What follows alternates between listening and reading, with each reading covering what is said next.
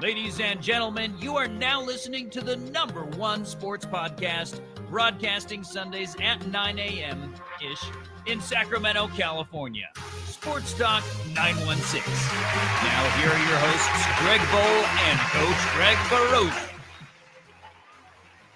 Oh, it's Sunday, and guess what? It's time for that little thingy that we call Sports Talk 916. It's episode 260. I'm in a remote location, and I'm Coach Greg V. That's Greg Bowl, Mr. Chief right there, and he's back at the palatial studios of Sports Talk 916, ready for another shindig. That's right. We're ready. This is stupid. Let's I do want it. to talk about the Midas. Anyway. So how was your week, man? Good. How was your Good. week? Busy week. Lots going on. You know a lot of it. Yep. Lots of things moving in. We have to talk about that later, by the way. There's a new coming ups of that. Oh, good or bad?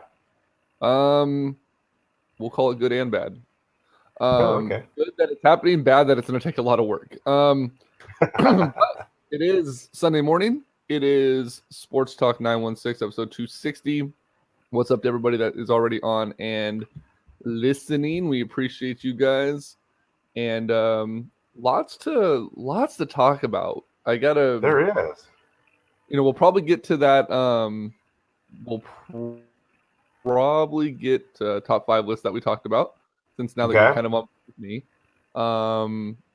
We have, what's up, Oscar? Extra hour of sleep. It was wonderful. It was nice. Woke up this morning. And we'll talk about that in a minute too.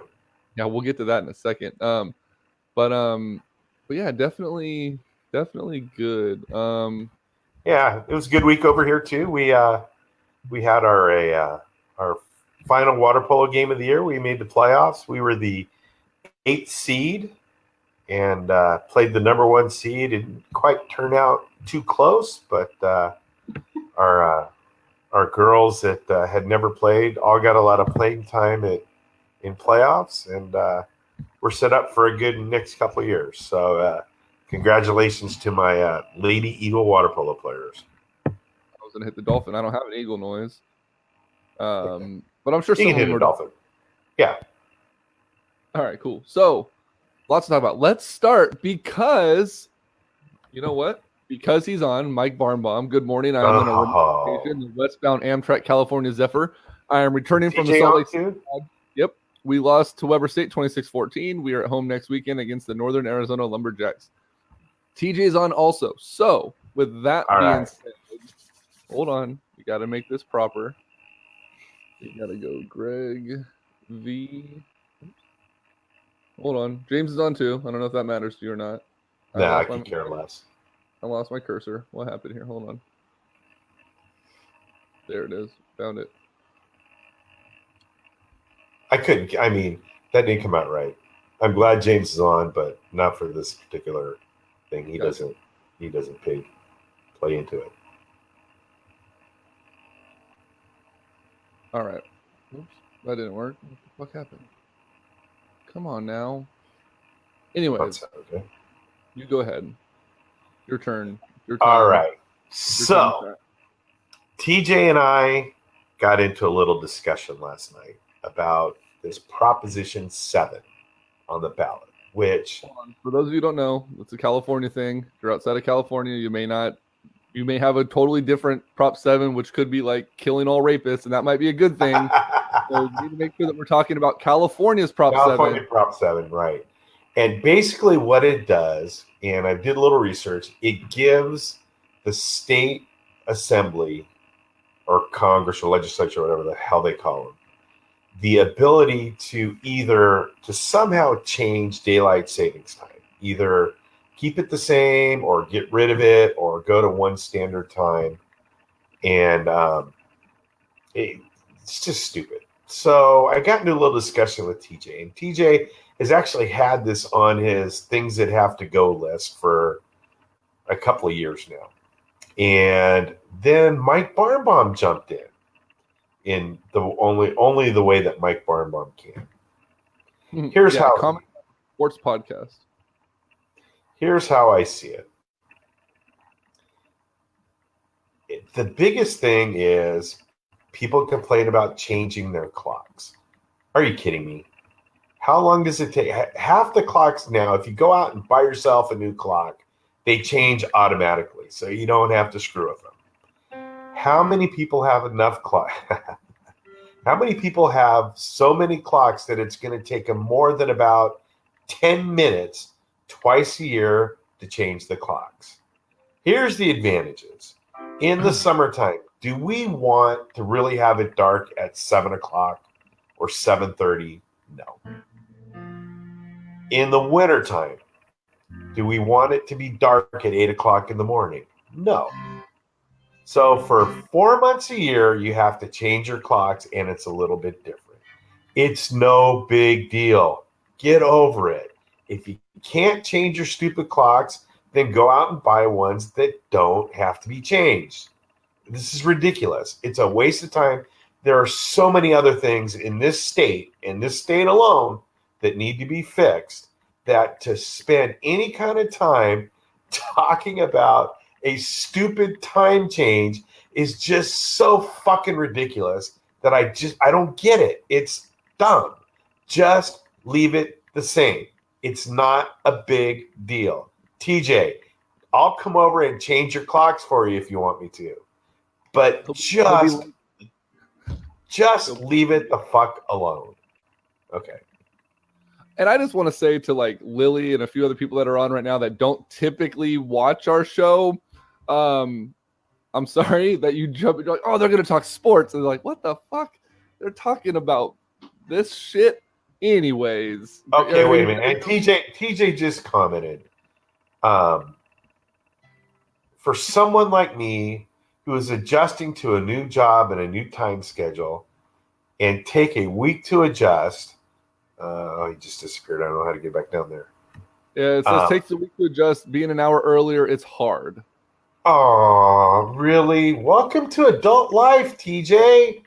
We have to do things all the time that we don't like.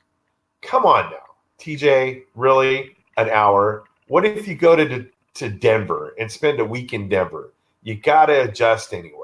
So, just get over it. And Barn Bomb, it is stupid. Arizona. There's no time in Arizona. Go, it's like somebody used to say on the radio all the time, go to where the groceries are. If that's what you want, then go there where it's the same all year round. Leave me alone. I'm out on the pool deck at 7:30 or 8 o'clock at night all year round. So that means the next 4 months, I'm outside in the dark. I don't care. In the summertime, I get off at 8 o'clock. There's still an hour of light to go. Leave my sunlight alone. Thank you. Have you ever seen Greg Rosa? He needs sunlight. Right? He is not tan. No. So it is stupid, Mike. Oscar, Greg B will come down. You're better friends with him. He'll come down and change your clocks. The only people that I feel bad for are the old-fashioned clock stores where it takes them 3 days to change all the clocks. But I can't imagine you have more than 4 or 5 clocks in your house. Right, exactly. All right. Good morning, Beth Gardner. Wow, all kinds of new people on today. All right. We done? You feel better? better? I got off my chest. I feel better.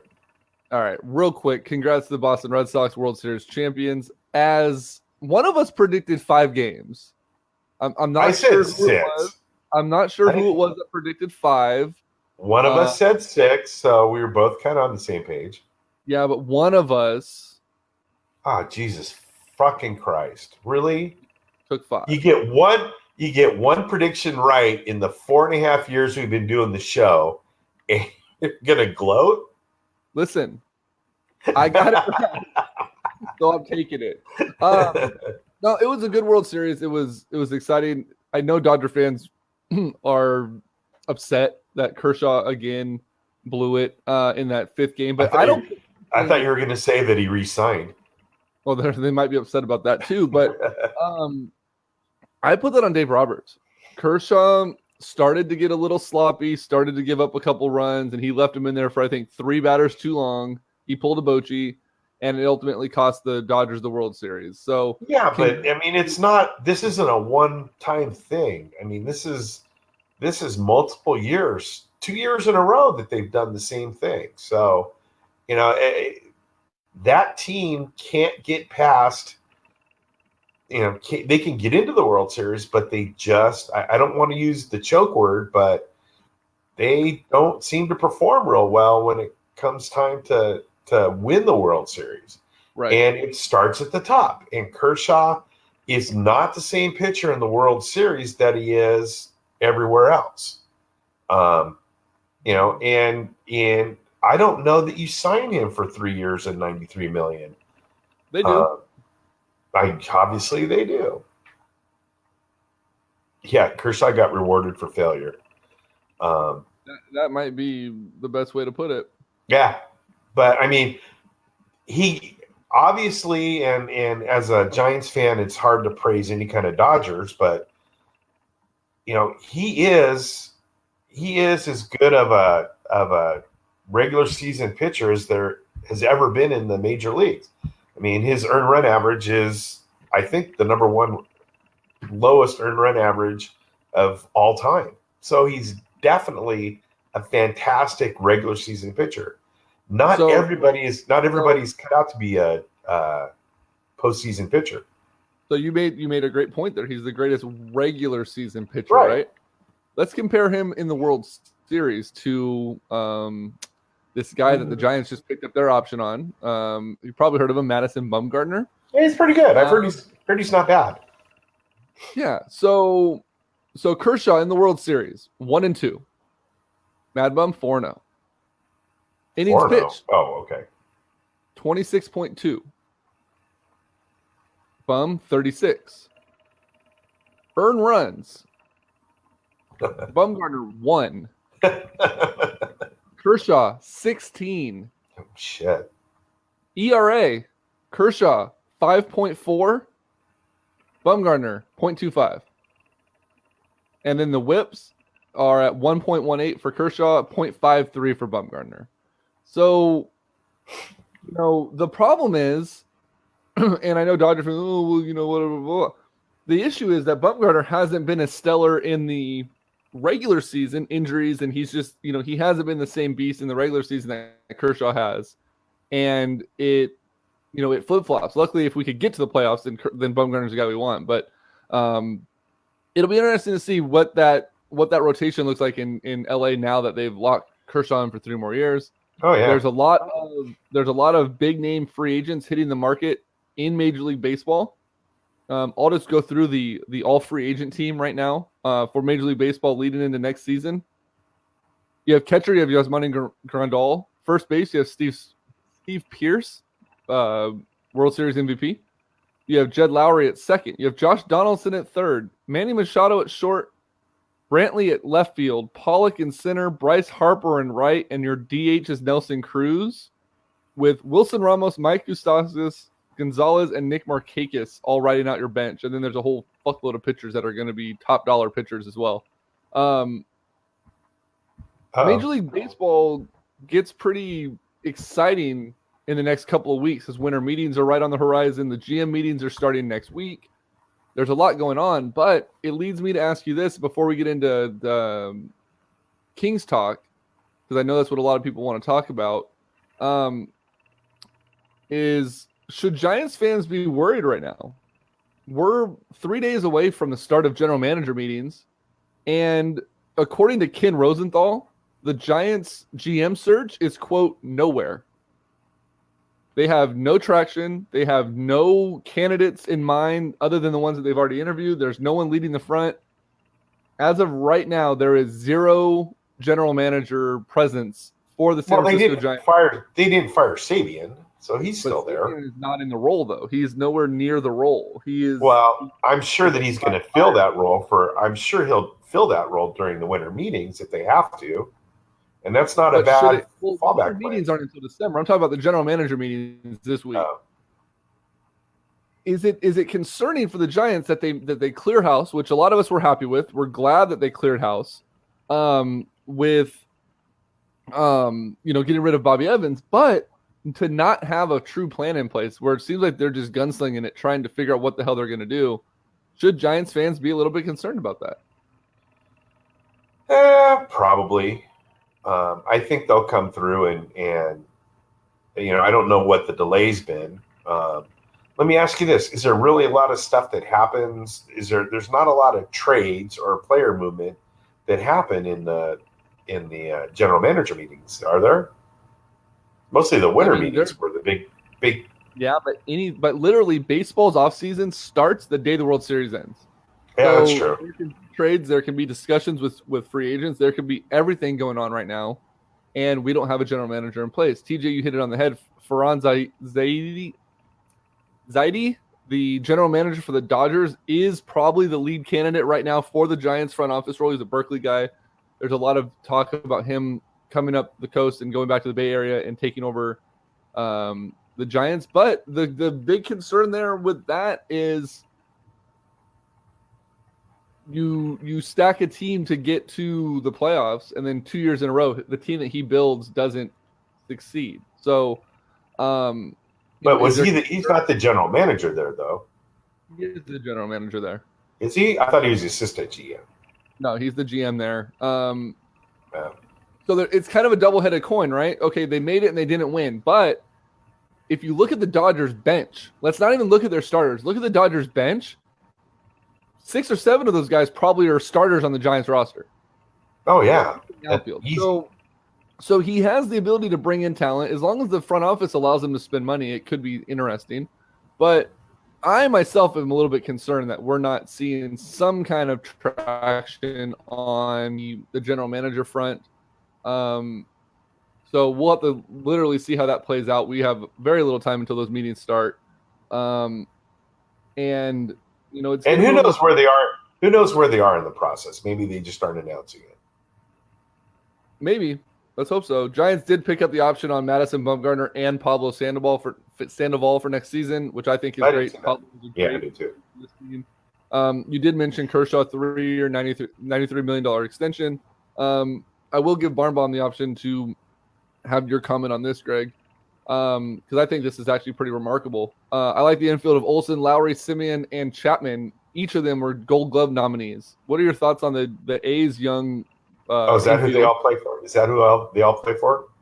Every single one of them on the A's got a Gold Glove yesterday, or got a Gold Glove nominee this year. So did they really? Oh, that's cool. I just hope that the A's keep them. I don't think. I mean, I think they need to stay in Oakland, and I think they're fine. Really, the only position that the Giants probably need to upgrade, and they spent a lot of money doing it last year, is third base. And Ligorio can play if he stays healthy. So I'm not worried about the infield. The infield is not my problem with the Giants. The problem with the Giants is the outfield and the bench. The Oakland A's, God bless them if they can keep all those guys together, and before they have to pay them, they're set. And they have a good. I like their team. They're a good team. I'm not a fan of them, and I don't ever plan to be. But no, they're. I mean, they're as good as any any infield there is in Major League Baseball by far. Oh, without a doubt. So, yeah. Well, it'll be interesting, like you said, to see what. There's a report. Buster Olney had a report this morning that the Giants are the front runners for Bryce Harper, and apparently the majority owner of the Giants, who's some 85. No, Johnson, some guy named Johnson. Yeah. He's an 85-year-old dude. Is the one that's spearheading he's leading the charge. He wants to see Harper as a Giant. He was around when the Giants signed Bonds and saw what that did for him. I don't know if he was around, but he sees what happened with Bonds, sees the same thing in Harper. So he's Oscar. he's leading the charge. So, and he's the owner, so he's willing to spend the money. Bring it. Yeah. He's a nice right field bat. Absolutely. Let's switch gears a little bit. Let's pay a quick bill with let's do Tony Pacheco here, and then we're gonna get into some Kings talk because I just shared this to a bunch of the Kings groups. We're gonna start talking about the Kings in our hot start when we come right back. Hey guys, I'm excited to announce a new partnership with Antonio Pacheco from Folsom Lake Ford. Tony has been my go-to sales guy for a number of years. He's come on board to bring the awesome sales buying experience to each and every one of you. All of his information is on our website at sportstalk916.com. But if you're in a hurry and you're looking for a new car, give him a call today. Antonio Pacheco, area code 530-218-7069. He will answer all of your questions in regards to the car buying experience, and he is the main guy that I trust in the Sacramento area for all of your car buying needs. Again, Antonio Pacheco, Folsom Lake Ford, 530-218-7069. Cool. All right, so Sacramento Kings off to a start that nobody saw coming.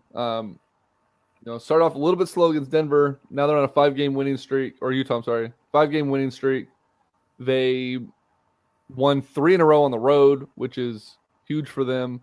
No, Mike, you don't tell them that Doug Christie sent you. You keep it to our stuff because we're working with a direct person at Folsom Lake Ford, not just an umbrella. So damn it,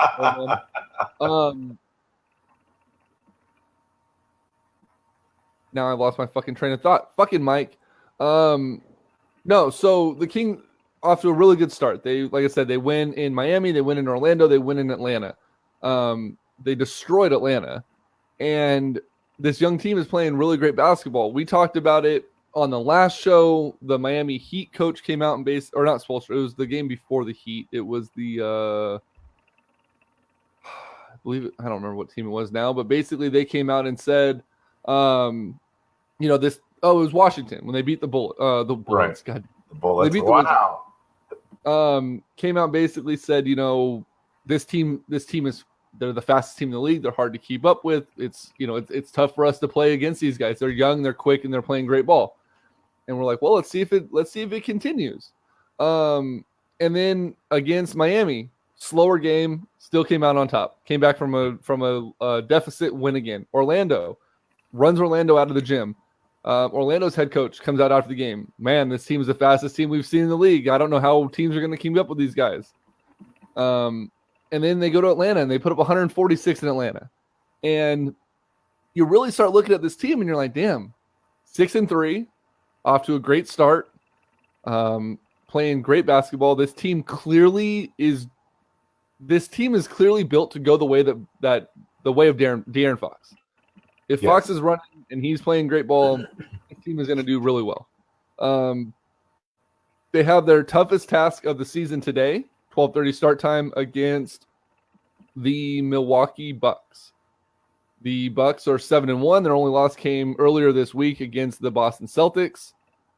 And I guess the only, I guess you could say, saving grace to this is Orlando beat Boston. The Kings killed Orlando. Boston beat the Bucks. So you kind of got to find that trickle-down effect. The Bucks are a beatable team. They're not going to go undefeated. They're not going to go 81-1.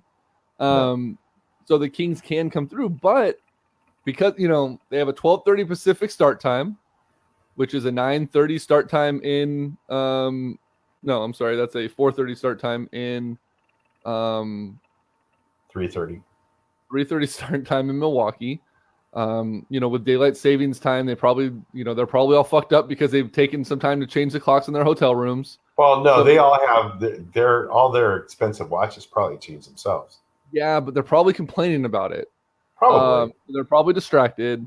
Do you think that let me rephrase that. If the Kings win today, it's going to be momentum. It's like the momentum is going to be through the roof. Like everyone's going to lose their shit. Right. But it's 2:30 in Milwaukee, apparently. They're in Central, I guess. If they lose, is there any reason to be concerned, unless they just get completely blown out today, that this team just isn't quite ready to compete against upper talent? Like, what are your thoughts on today's game, regardless of how it goes? It's game 10. Right. There's that too. It's game 10. It's way too early to say anything. I mean, they're playing well. They're playing at a playoff caliber level right now, but it's game 10. And, I guess I'm still a little skeptical.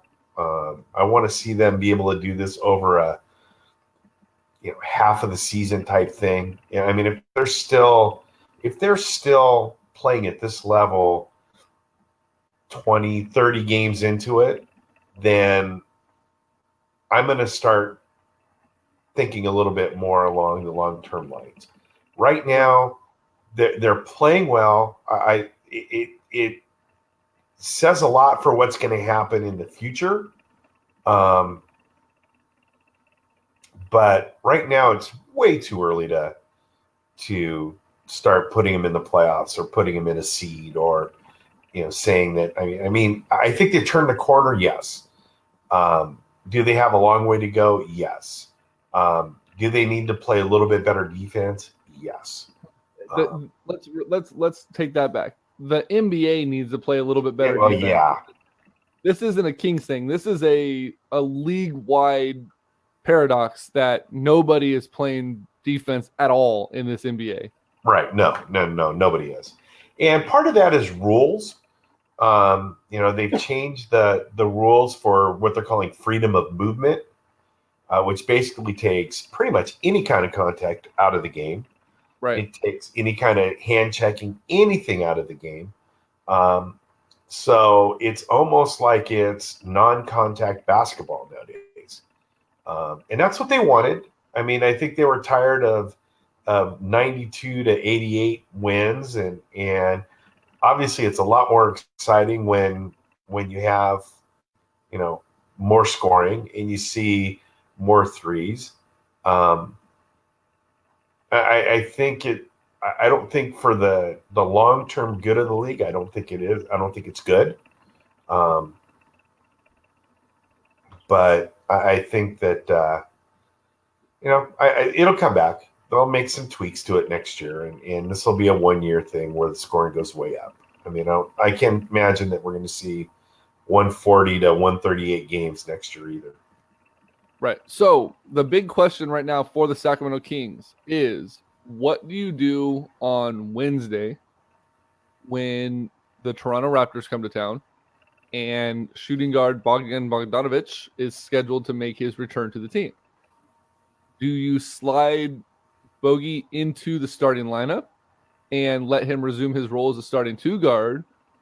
Or do you keep Buddy Hield there to see if he continues to produce? Because Buddy right now is sitting atop, again, 9 games, but he is sitting atop the NBA ranking for shooting guards with his hot start. So right now, he's 11th in points with 19.8 a game. He's 3rd in field goal percentage at 53%. He's 3rd in three-point field goal percentage at 49%. He's 4th in rebounds, averaging 6 a game, and then he's 22nd in assists at 2.8. If you look at his last 5 games, during this 5-game winning streak, Buddy's had 23 against Memphis, who went 3 for 6 from 3, with 7 rebounds, 2 assists. Washington, 22 points, 5 rebounds, 2 assists, and a block. Miami, 23 points, 4 of 6 from 3, 8 rebounds, 5 assists, 2 steals, and a block. Orlando, 25 points, 11 rebounds, 3 assists. And then against Atlanta, 27 points, 5 rebounds, 6 assists, 2 steals, and a block. Buddy is playing at a level right now that a lot of people... We expected him to play this way. That's why they made this deal with DeMarcus Cousins, was to bring in someone like Buddy Hield that can do this. Now, Ernest just says, I think we bring Bogey off the bench so that he can facilitate better than Frank, and he can score.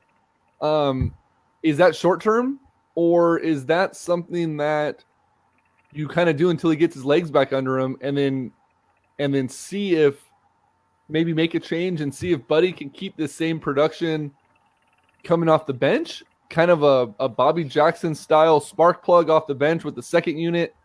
You run him with Frank and with Bagley or Giles or whoever else is coming off your bench, and see if he can continue this momentum or see if he can keep this streak that he's on, and then now you have a potent first and second offense. Like right. I agree with what Ernest just said. I think you don't do it. You don't do it Wednesday because I don't know that he's going to be ready. I think you have to, regardless. But after a game or two, when he's right. I think you need to build him back into the starting lineup and see how he's playing. And if he's outplaying Buddy, then you put him back in the starting lineup. But if he's not, he'll be. I mean, it just strengthens his team. It's not a bad thing. It's a good problem to have, where you'll definitely make your team stronger and make your bench stronger. My question is, who loses playing time? Yeah, because originally the thought was, Frank might lose some playing time. I think Yogi Ferrell ultimately starts becoming odd man out. He'll kind of slide down the bench. He's already had some DNPs. Yeah, and so is Giles. But I think the Kings are in a good position though. Like, okay, what minutes do we take away? Do you take away Buddy Hield's minutes? Well, no, because like I just said, he's ranking at the top half of all shooting guards. Do you take away minutes from Frank Mason or De'Aaron Fox? Well, no, Fox is playing out of his mind right now, so you're not going to let Bogey come in and play the one with the second unit. Fox is going to get a lot more minutes than he will even as a starter. Justin Jackson is a guy that Oscar just nailed it. Justin Jackson needs to lose more time. I agree with Oscar. Justin Jackson is such an anomaly to me that I almost forget that he's eating minutes from people. I don't like the kid. I don't like seeing him on the court, but there's so much positive floating around. Like, let me rewind a little bit. The first 3 games, right? Kings they got destroyed by Utah. Then they lose another game. And you're like, okay, everyone was like, oh, this team is stupid. Why the hell is Jaeger playing Justin Jackson so much? What the hell is going on? Right? And that was the focus. And then the Kings start winning and Buddy starts playing crazy. And oddly enough, in Sacramento Kings, Facebook and all this stuff going on, like in Oscar and Paul's group, the Kingdom, and in our group, the Goon Squad, and there's so many Facebook communities, right?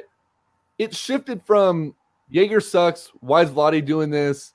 Why is Justin Jackson playing in those first couple games? To De'Aaron Fox is the man, Buddy's the man. Bielitsa is playing out of his mind. Look at one of the best free agent signings that Vlade's ever made. And it's so weird that the positivity in all these groups overshadows the fact that when I ask who loses minutes, I start running off the positive players, and Oscar's like, no, dude, take a step back. Justin Jackson's still on this team. Don't forget that he's terrible. How many minutes has he been averaging during this win streak? Has he been playing a lot? Too many. I think Jaeger is so predicated right now on trying to see if Justin Jackson can facilitate something, that he's just giving him as many minutes as possible. But I think Bogey does come back and take some of those away. I think he takes a lot of them away. I don't know why Giles isn't playing as much. I hope it's not the knees. I hope it's just because he's learning slower than they expected him to.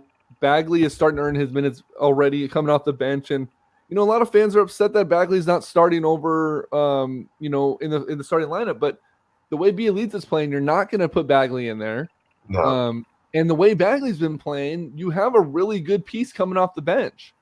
And if you put Bogey out there, who can help facilitate a little bit better, like Paul said earlier, than Frank Mason, I think Bagley's numbers are going to go up, because you're going to be able to have Bogey run that point guard, shooting guard combo, take the ball out of Mason's hands a little bit more, or he can even go out there as the point guard with Yogi Ferrell, and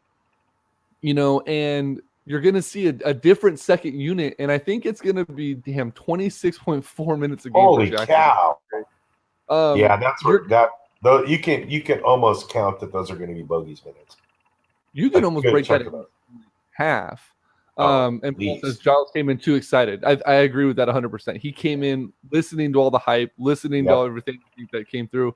But, I think the Kings, their identity right now is run and gun, right? They're going to be this fast, which is what we've wanted. What we've wanted with the makeup of this team for 10 years, and everybody's tried to slow it down and play. I don't know, not run and gun, but I mean, everybody wants to slow it down and just play one-on-one, pound the rock, work it inside. And this team has never, ever been set up to play that way. So now we're finally playing the way the team is actually set up, and you're seeing the difference. And I think, Jaeger saw that because he wanted to play slow down basketball last year, and I think he finally saw the makeup of this team and said, okay, let's just take the reins off. I think Jaeger saw the writing on the wall and went, shit, if I don't fix this, I'm going to get fired. Yeah, so right. I'm going to adapt and play a style of ball that works for my guys.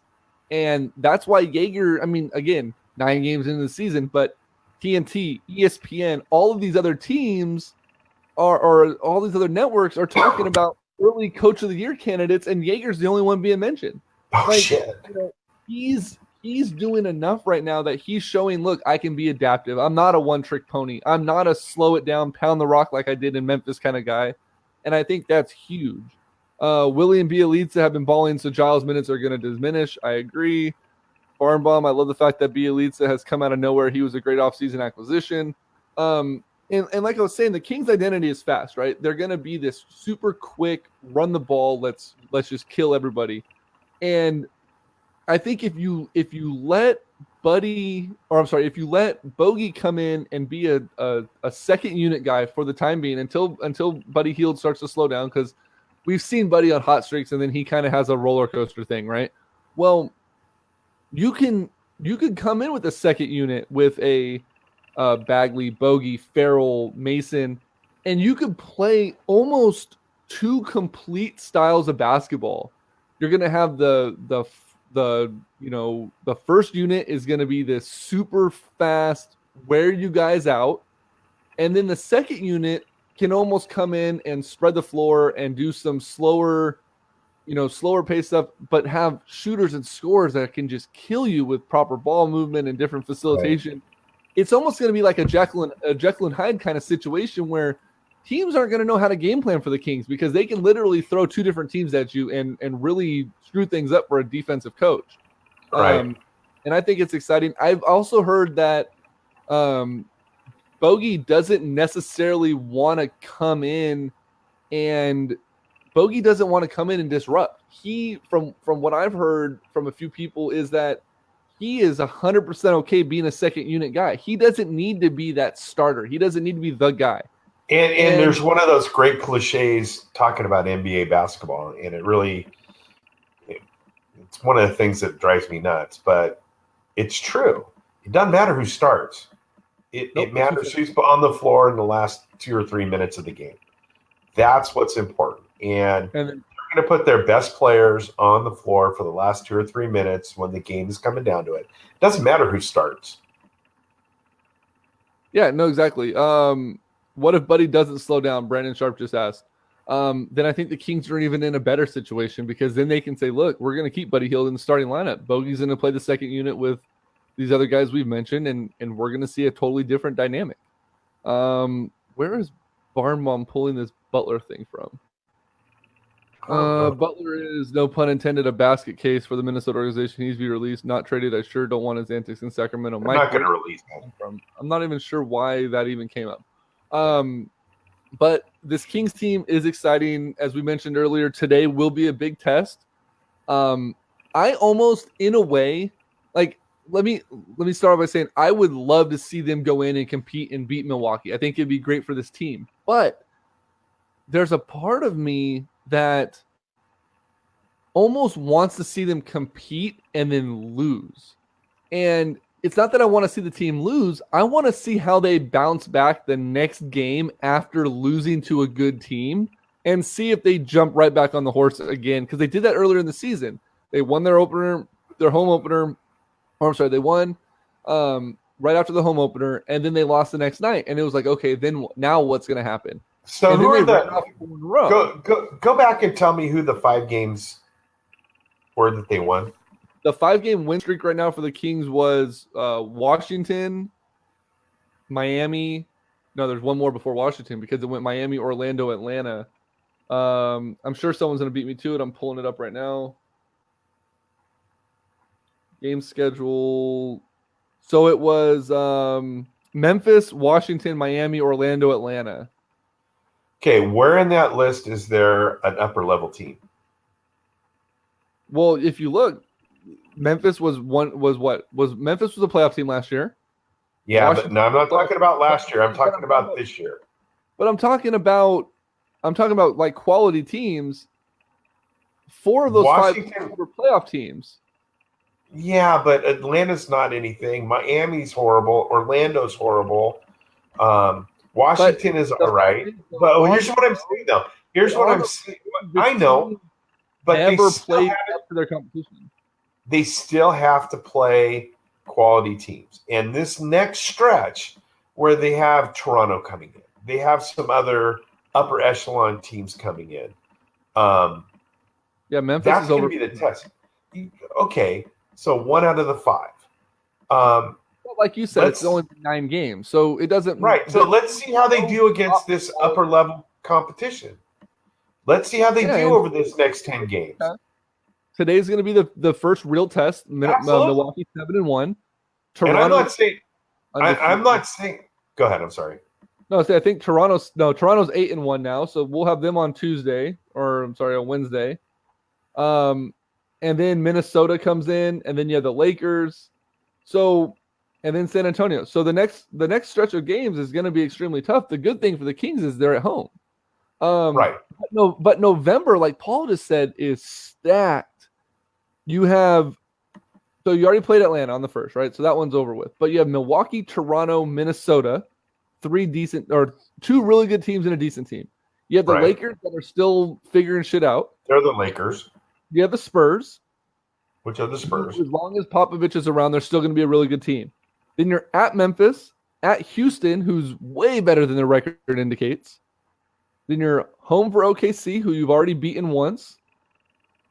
You are at Utah, who's already beat you. You're at Golden State. You're home for Utah, and then you're home for the Clippers. November is going to be an ass shit. I was going to go with a shit show and an ass kicking all at the same time. It's going to be one of those things where it's going to test the true grit of this team. And, I think 4-6, 5-5 on this would be crazy, but the Kings have the best road record in the league right now, and I think they're going to get most of those wins, just like Oscar said, on the road in November. Well, whether they play on the road or at home, the schedule is brutal. Very brutal. And if they can come through, and I agree with Oscar, if they can come through, or Paul or whoever said it, if they can come through if they can play 500 in the month of November, then I'm jumping on the playoff train. I really am. They need to show what they can do against the upper level teams on a consistent basis. Yeah. Let's see what happens. I mean, I'm not saying that they can't compete with those teams.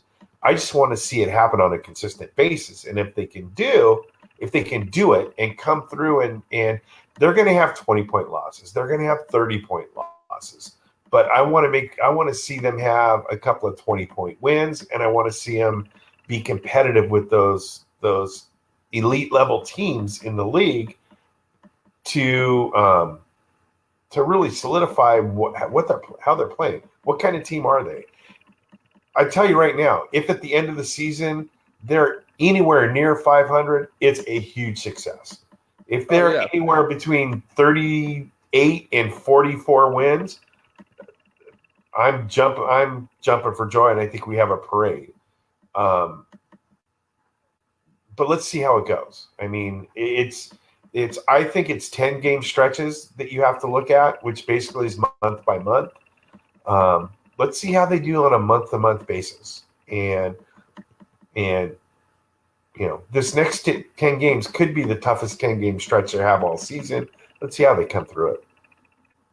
No, I definitely agree with that. I want to do something. Oscar and Paul, one of you guys, if you guys want to do something for me here, because it's important to the dynamic of your guys' group, the Kingdom.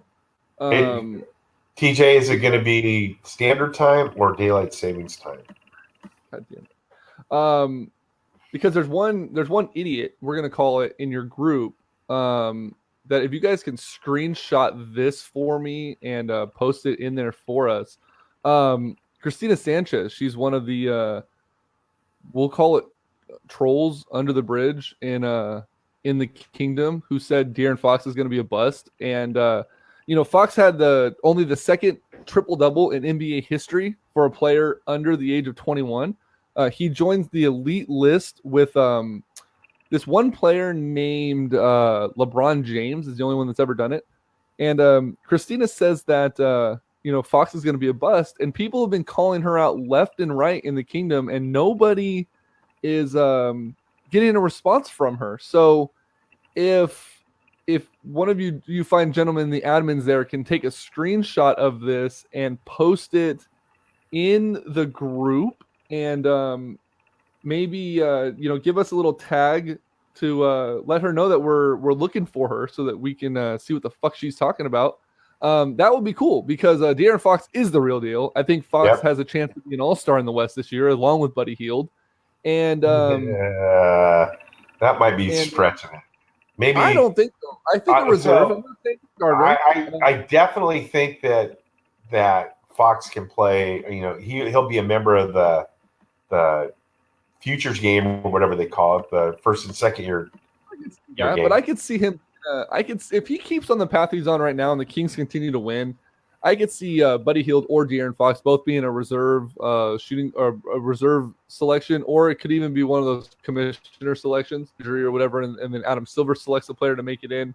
I'm 100% amazed that she hasn't done that. We need you guys to do a pregame at Yard House in downtown Sacramento. That would be dope. That would be fun. I'm pretty sure, though, unfortunately, the Kings pretty much have all of that locked down.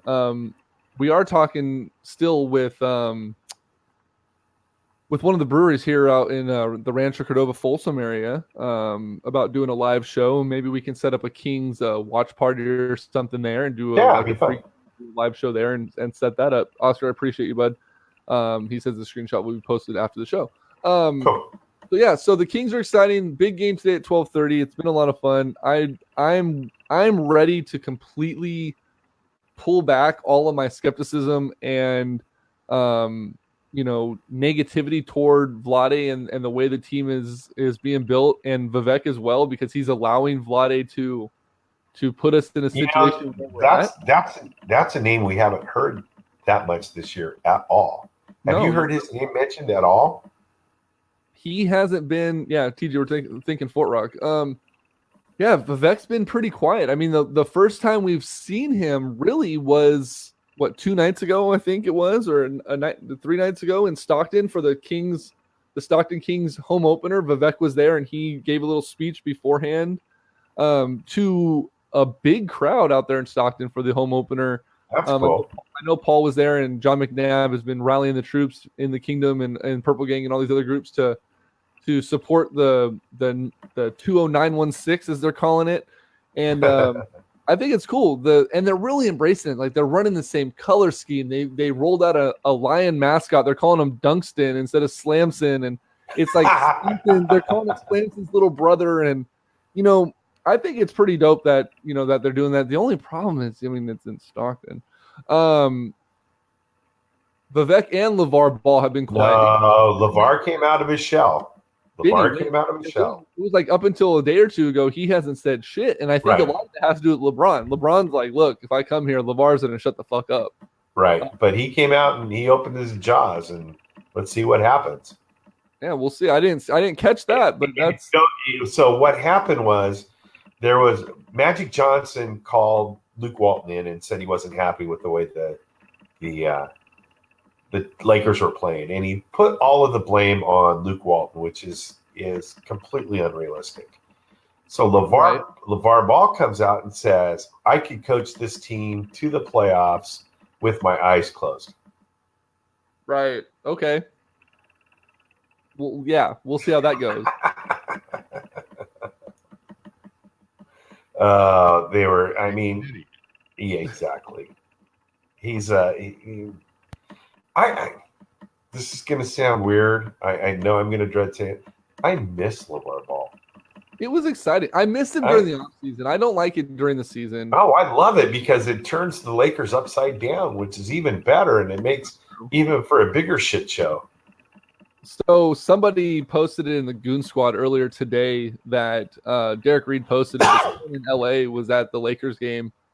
And, Lonzo Ball is infamous for ducking games against De'Aaron Fox. And there's a post of someone while Lonzo is signing autographs after the game. And he's like, November 10th, Fox is coming for you. It's going to be a tough. Like he says something where he's just like, you can tell Lonzo did everything in his power to just continue signing autographs and then get the fuck out of there as quick as he could. So I didn't hear that. Was he actually talking to Lonzo while he was signing autographs? He was standing right in front of him in the he? Oh, I didn't know that. Cameras in his face. I didn't know that. Oh. Yeah, it was beautiful. Definitely beautiful. I'll share that on the Sports Talk page later. Ball in the Family is hilarious, Oscar. I've caught a couple episodes of it. It's not terrible. Ball's girl though, I haven't seen her. I'll have to take a peek. Or I'll just trust you on it in case my no, but no, the Kings game should be fun. This team is fun, and someone mentioned earlier, I think it was Ernest that said Wednesday's game hopefully will be the first true sellout Golden One rocking game, because let's be real. I mean, we talked about last week. The Kings attendance has been dreadful, and now that they're winning, hopefully players hopefully fans will start getting behind these players and hopefully getting out and watching some games and supporting this team. And of course, it happens the year I give up my season tickets after 15 years. Right, exactly. I mean, I'm not a season Maybe I was a jinx. Could be, because it wasn't me. I got out a year before you did, and we still were terrible. So, hopefully Kings fans will go out and support. I would love to see it. I'm looking forward to Sports Talk next Sunday. I hope that we aren't having Sports Talk next Sunday. There will not be, unless Greg and TJ maybe run a show. I will be in Atlanta running World's Toughest Mudder and hopefully not dying in Atlanta. Rumor has it the November package sold out last week. Yeah, I heard that as well. I heard that too. The 8-game package or whatever they call it, or the November package sold out quick. Within a day. It was already on sale, and then once the Kings started winning, it blew up the next business morning. It went fucking crazy and everything sold out. So, there won't be a show, Oscar, next week. I will be in Atlanta. I'll be on course at the time we run the show on hour 18 of the race that I'm running. It starts at noon on Saturday and ends at noon on Sunday. So, I'll be out there. Screw that. This show is bigger than Mutter. Yeah, maybe what I'll do is if I'm not dead, I'll hop on if my phone's not dead, and I'll hop on and do a live from out there or something, and maybe do something with Greg. But next week will be showless unless, like I said, I set it. I can set Greg up with this, and him and TJ could run a show if they want to, and still have a show. Yeah, we'll talk about it. I will not be around for next week's show, and then Greg won't be here the following weekend, so we'll have TJ or someone else on for that one as well. But yeah, Kings fans, go out and support this team. They're fun. They're going to be fun all season long. And it's definitely something that we need to be supporting, the only pony in town. So definitely get out there and take some time to enjoy it. Greg V can run it solo like Doug does without Grant. No way. If Greg wants to run a solo show, he is more than welcome to. Yeah, how great are those Doug solo shows? Not happening. I Yeah, about that. We'll move on to that one. NFL. Let's talk NFL real quick. Is there a quarterback controversy in San Francisco? Is it time for the Nick Mullins era to begin? No, it was one game against a really crappy team that I picked. He is starting. Yeah, good job, by the way. Nick Mullins is starting Monday night against the Giants. He will have another crappy team on another national stage. But How about this for a schedule for the Niners? Thursday night, then they get an extra long week, and then a Monday night, and then a bye. Yeah, crazy, right? So right dead in the middle of the season. So right, but yeah, Nick Mullins, right? He was the quarterback who went through later. Oscar, appreciate you, bud. Bye, Oscar. He went through and we're just about to talk Raiders too. Oh well, you'll have to catch it later. He went through and at SMU and destroyed almost every single one of Brett Favre's records. And I guess him and Brett Favre are really good friends, and they've stayed close. And Favre was on the broadcast Thursday night after the game. They called him in, and he, basically said it didn't shock him that Nick Mullins had the game he had. Oh yeah, absolutely. Here's the stat line for Mullins' debut versus Favre's debut. Mullins 262 yards, Favre 210. 3 touchdowns, no interceptions, 2 touchdowns, no interceptions, and a 151.9 rating to a 144.6 rating for Favre. So 144 is not bad.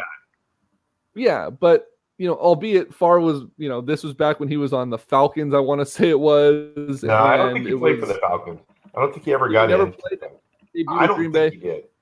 Either way, it was a different era of football. But Mullins looked good. He looked calm. He looked collected. He was able to throw multiple different styles.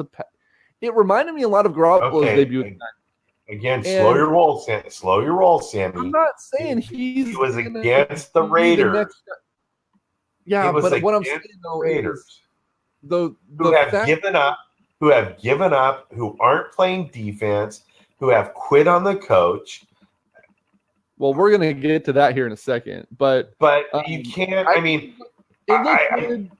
The thing that I see about it is this, is easily Mullins or anyone else could have came in with the same mindset that you literally just said. It's the Raiders. They're terrible. They don't rush the quarterback. They've quit on their coach, and come in and be like, you know what? This is going to be easy.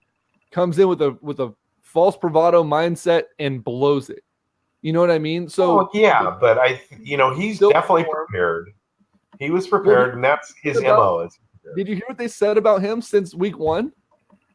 Every single game after the stadium empties, wherever they are, whether they're in San Francisco or elsewhere, he waits for the stadium to empty. He has every single play that was called written down on a sheet of paper, and he goes out and runs all the play calls through his helmet. He calls them all out, drops back in the progression, and basically starts throwing passes where the ball should be going. Can I burst your bubble? Yeah. He came out and said that Kittle made that story up. Oh, did he? It's not true. Yeah, it's not true. He was on with Gary Radnich the other day, and they asked him that exact question, and he goes, I wish it was. He goes, I do prepare. I do go over every game or every play in every game in my head, but he goes, that's a little too dramatic for me. He goes, I don't. Well, either way, even the fact that this young undrafted kid is going through and has all the play calls, has all that, he's studying the game. I think there was a knock last year on Beathard, who didn't do that. And he just waited for the new week game plan. Like, he didn't actually do much of the studying when he didn't think he was going to be playing or whatever. And he kind of turned off his mind right when the game ended and waited for the next week. So the fact that, Mullins is doing that, it's great. He is starting next week. Another terrible team. But that terrible team is led by someone named Eli Manning, who is the topic of my next question for you. Is Eli Manning part of John Gruden's QB exit strategy? And what I mean by that is John Gruden is notorious for preferring the older quarterback who can fit his system and kind of turn things around the later stage of their career, a la Rich Gannon, right? Right. And Brad Johnson in Tampa Bay. So hold on. I'm going to argue, or TJ, you're right. He played in 2 games, had 0 completion. So those stats that he gave earlier were for Green Bay. They weren't for Atlanta. Okay, sorry. His first game that he had. But no, that was from his first start. So I don't think he started a game until he was in Green Bay. He probably just came in garbage time or for an injury or whatever when he was in Atlanta. And that's Brett Favre we're talking about. So John Gruden, during the Niners game, benched Derek Carr, brought in A.J. McCarron. He finished out the game. From everything I saw after the game, there was no injury. There was nothing else. It was just basically like, let's just get him out of there and save him, which I guess pissed off Derek Carr. He didn't want to come out of the game regardless of the situation. Right. I still strongly believe that Derek Carr was shopped on the deadline and they just ran out of time. They weren't able to. I agree with you there. They weren't able to get it. I think if the Raiders didn't have a Thursday night game the week of the trade deadline, you would have saw Derek Carr move. I just think it was too risky, regardless if they're tanking or not, to trade your starting quarterback 2 days before you have a game. Like, because you're in game prep. The rest of the guys are still prepping with that quarterback. I just think it's a little – I think it was bad timing for the trade deadline. But the Raiders can opt out of Derek Carr's deal after the season. They don't have to extend him. They can get rid of him. Raiders suck. Stay in Oakland, please. Yeah, a lot of people agree with that. That's Vegas are on there, by the way. My question is like I said, is he in the next phase of the exit strategy for the QB, and that's for getting rid of Derek Carr? There are a number of older quarterbacks. Derek Carr's 25, so quarterbacks older than Derek Carr who I think fit John Gruden's system and may be available sooner rather than later to be Gruden's quarterback through the rest of this contract. So Gruden's on year 1 of a 10-year deal, right? That puts him through the 27-28 season, assuming somehow miraculously he makes it through the whole 10 years, which we don't think it's going to happen. But no. If he makes 7 years, that puts him at 24-25. Okay. 24-25 season. I'm just going to read through some older quarterbacks whose contracts expire soon. And then I'll rank my list of who the best fit is for him. Andrew Luck is 27 years old. His contract expires in 2022, and I believe, and most of these guys I didn't check, but most of these guys do have a opt-out option or a buyout option sooner rather than later by the end of that contract within the last 2 years of their deal. Yeah. And Andy Dalton, 28 years old. 2021, his deal expires. Matthew Stafford, 28 years old, 2023. Joe Flacco, 31 years old, 2022. Phillip Rivers, who's 34 years old in 2020. And Eli Manning, 35 years old, 2020. So I think you take those last 3 and just say forget about it. Right. So that's how I have it ranked. I think Stafford would fit, but it's unlikely he leaves Detroit. I think they're just going to lock him up forever. Right. Andy Dalton would be a good fit, but I just don't see it happening. Flacco is the one that all rumors point to John Gruden being the most desirable and wants him here in Oakland. He's the youngest of the 3 that I'm about to mention. He's 31. Eli Manning, I think, is the most likely candidate. I think he's the one that is the closest to the door hitting him on the ass, getting him out of town. The Giants are... Yeah, but he plays for what, 2 years? Doesn't matter. Gruden can probably get 2 or 3 years out of him. I mean, he's 35. And then Phillip Rivers, I think, is the best fit, but I don't think the Chargers ever let him leave, alone he's not going there. He's not. Or to Vegas. But I can easily see John Gruden making a move for one of these older guys and getting them ready to groom that next quarterback. Right.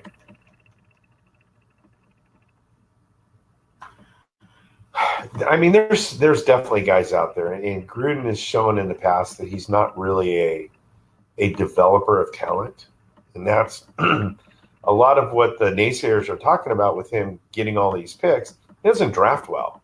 He doesn't. Right. He doesn't bring in. He's much better with that older player that in the past has been all right with, him being Chucky.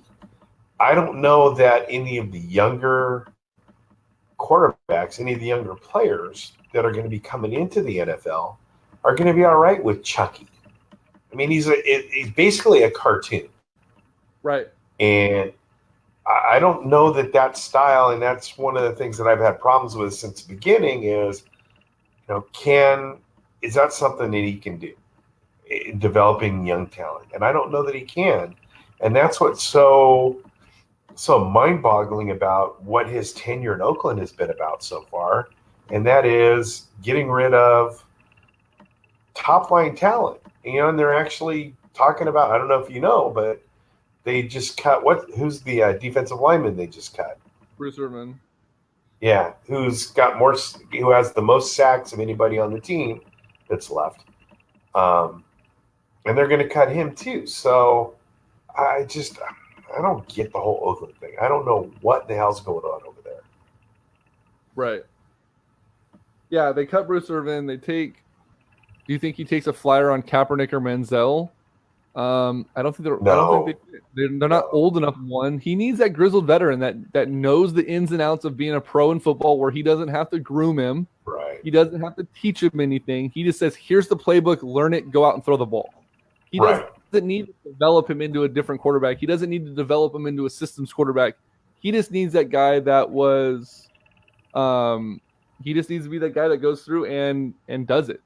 Yeah, no, I agree. So, Kaepernick or Manziel doesn't fit at all. No, I think you're looking at actually the one that I can see is Andy Dalton. Yeah.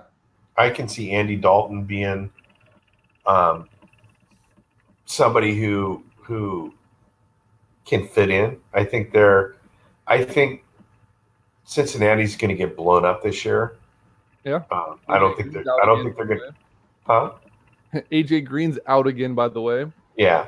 So I think that whole Cincinnati thing, I think they finally played out their thing. They had a good start, and now they're falling apart.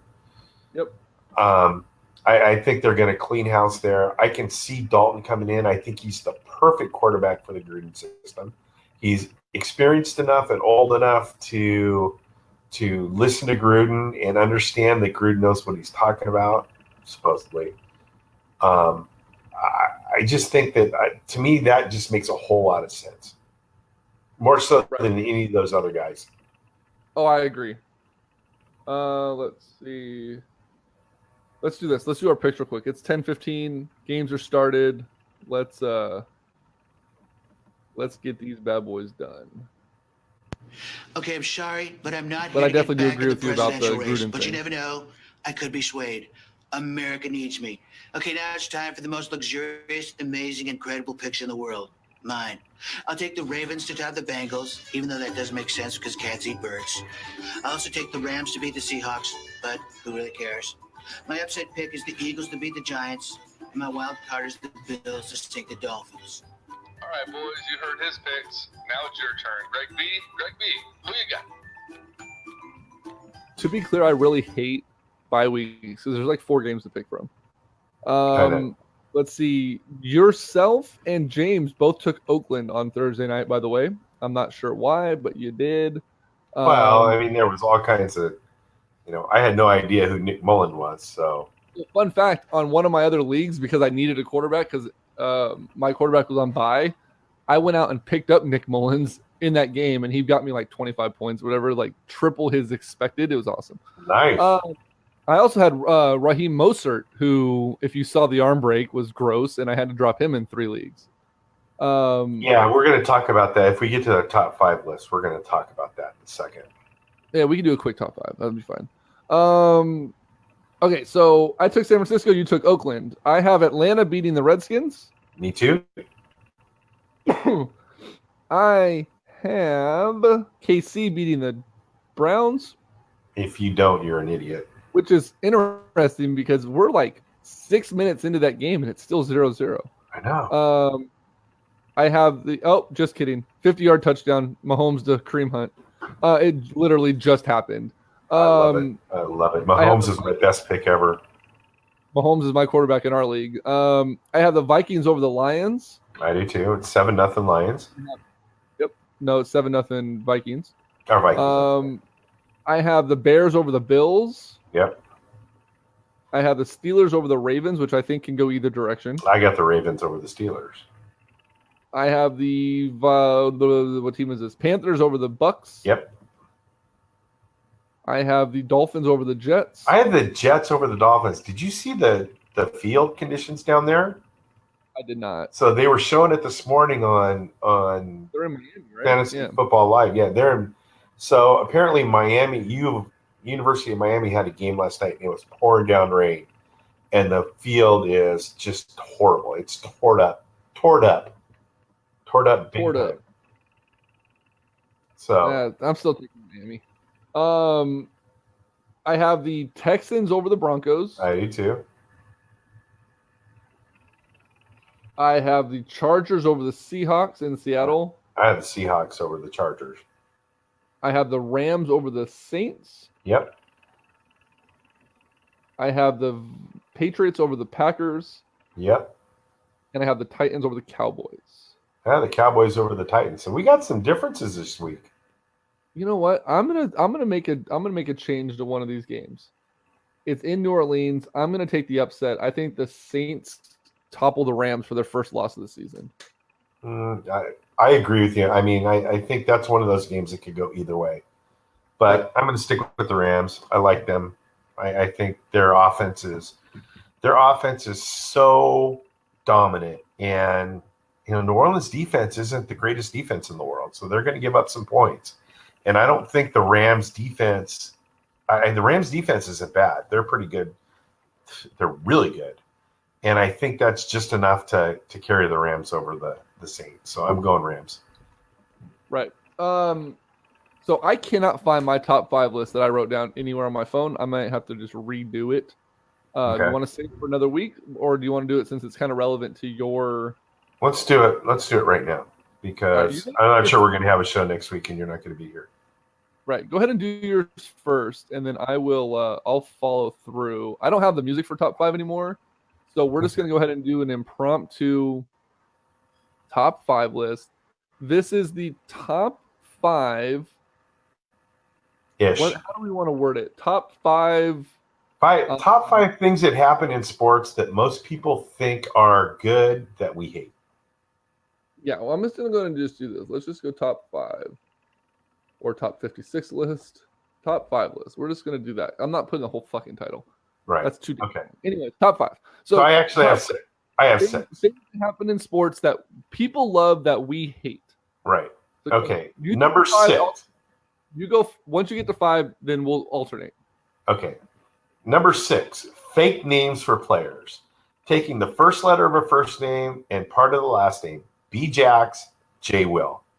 Can't stand it. Stupid, completely fake. And I was trying to even come up with some, and those are the only 2 I could come up with because they're so non-memorable. So, yeah, I hate that. Drives me nuts. Okay, what's your number 5? Adding nation to their team's name. So, Red Sox Nation, Yankees Nation. And then I heard, was it Niners? Empire, yeah. It's like, come on. This is the only thing that I'm going to give the Raiders credit. They're the first. They're the only. Raiders Nation is the only one that has the ability to put that after their name. I get rid of that. That's just stupid. All right, my number 5, and I just lost my headphones. My number 5 is the players' jersey swap at the end of games. To me, it takes away the competitive edge that comes with professional sports. If you're going to be buddy with somebody and you're going to swap jerseys and you're going to have like a trophy room of all the guys you played against or whatever, that's fine. But do it in the public eye or do it in the private sector. Do not do it in the public eye. Don't do it on the field. to me, that tarnishes the entire landscape of professional sports and competitive sports. We lost that years ago, though. I mean, when Magic Johnson kissed Isaiah Thomas at the All-Star game, we lost that. That was gone. So I agree with you, but that's been gone for a while. Right. Okay, my number 4, and this is not going to be popular. I'm going to piss off some people that I know. Professional sports cheerleaders. They're just a distraction. That's all they are. All they do is waste time during a timeout. They don't add anything. I'm all right with college cheerleaders because they actually do something, but I don't do professional cheerleaders. Okay.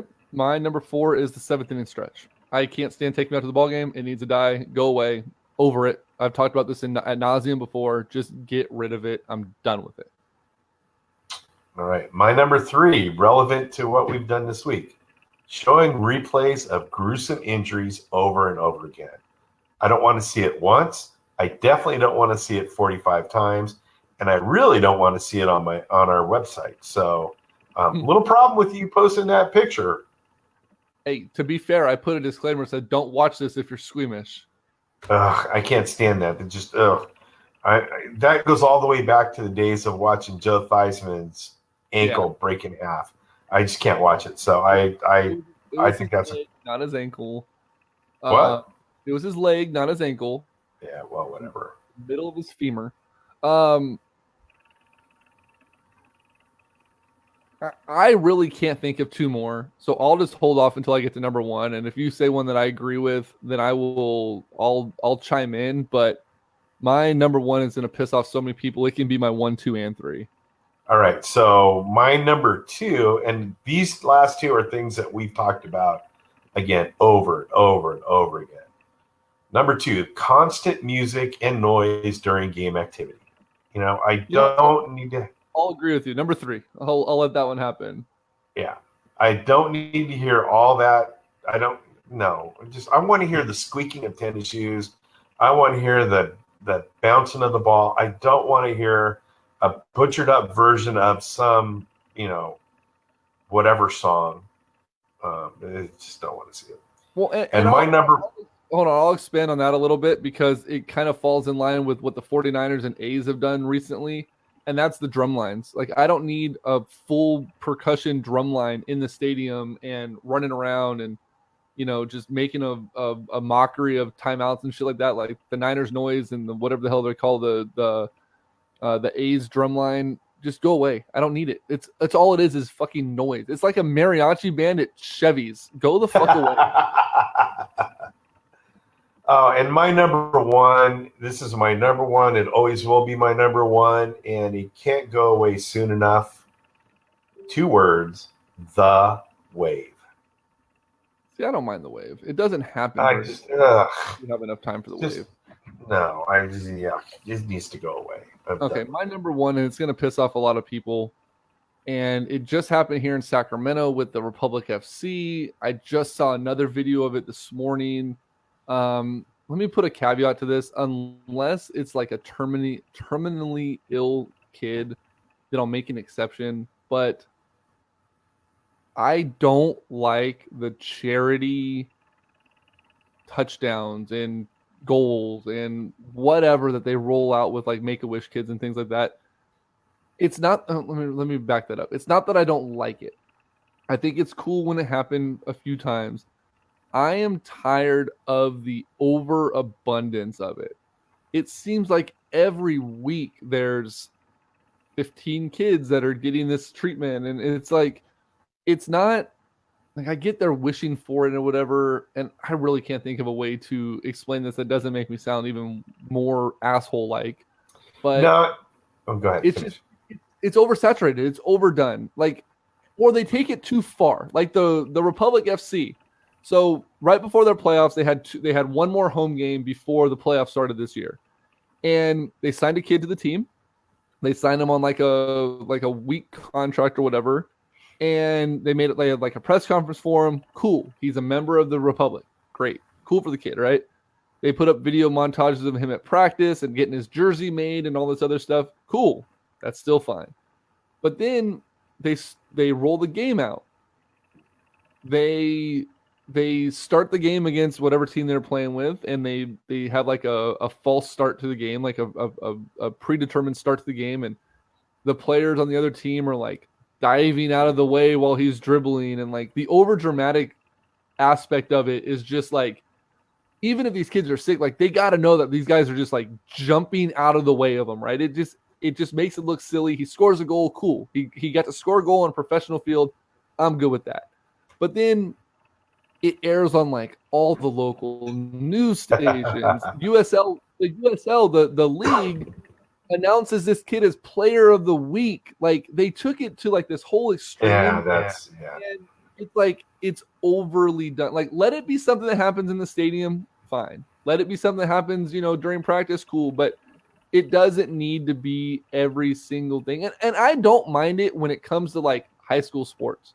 When like a high school team rolls out like the kid that has like cerebral palsy or autism or whatever, but he's been at the field and at practices because he loves the sport so much, and they start a high school game on a Thursday night and he runs in a touchdown and everyone goes crazy for him. That's fine. That's still on a youth level that allows the kid to be entertained by the notion of it. But when it gets brought up to like a professional sports level and it just gets shoved down our throat every other week for the rest of eternity, it bugs the crap out of me. It just does. I can't handle it. That's my number. So I was on board with you. I know I wasn't on board with you. I thought, what the heck? So I saw it. I saw it live and in person. So I'm going to take it to our high school water polo team. And we have a young lady who is pretty high on the autism spectrum, who is a part of the team, wants to be a part of the team. And she's a valuable part of the team, but she's not a contributor. She never will be. We were playing in a game. We were actually getting beat pretty bad. And the referee comes over to us during game play and says, hey, the coach wants to get number 16 a goal. And they had done that in the past. And so we set up plays and we got her the ball, and the goalie for the other team knew to let the ball go in. And she scored. And the smile on her face, the reaction that she had was amazing. And it made her year. Excuse me. Her mom left the game crying. It was really a cool thing. So in that sense, that was a good thing. Fast forward a couple games later, everybody on our team had scored a goal except for our one senior that we had on the team. And we, with about 3 minutes left, we put her in and we set up a couple plays for her to score. She told me last night, because I saw her at another event, that she actually threw the ball away on purpose. She had a chance to score. She muffed the ball on purpose because she didn't want to have her only goal of the year as a fake goal. And she left crying because she was embarrassed. So I in a way I agree with you, in a way I still don't. I hate to say it this way, but if the person knows what's going on, I think it can be bad. If the person doesn't know that it's going on, thinks it's just a part of the game, there's nothing wrong with it. And this is at the high school level, so it's not really that bad. How many times have you seen the kid who's got, some kind of something wrong with them score a touchdown in a high school game? Or come off the bench and sink a three-pointer. There was that one kid who was developmentally disabled, was the manager all year, and came out and hit like 3 3-point jumpers in the basketball game. They've done a couple of ESPN stories on it, and that was awesome. But just to give a kid a goal, I think we made a mistake doing that. For sure. No, and like I said, I enjoy it on a certain level, but when it gets to the point where it's almost expected, or it almost gets to like a satirical level at times.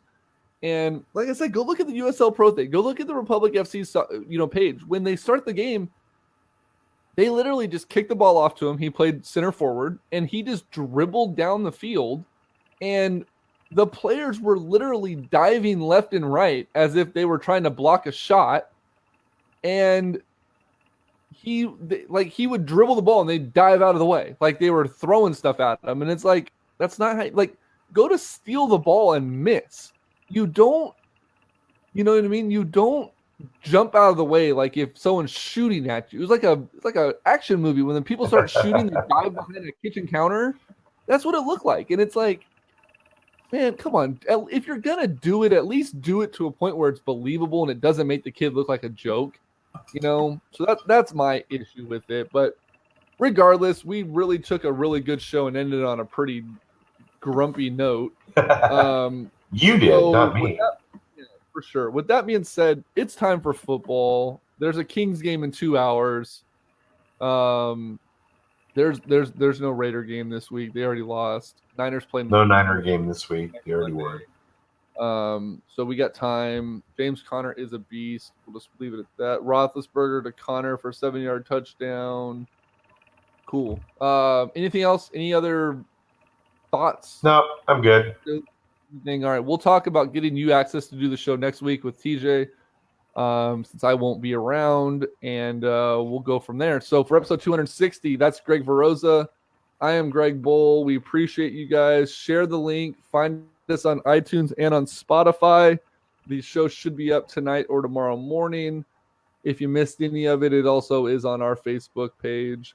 Share it. Get some new views. Get some new listeners. And thanks for all those guys we've got a whole new group of people listening that have bumped our numbers up, and I really appreciate you guys taking the time, even if it's for just 10 or 15 minutes. For sure. We appreciate it, guys. So for Greg, I'm Greg. Episode 260 is in the books.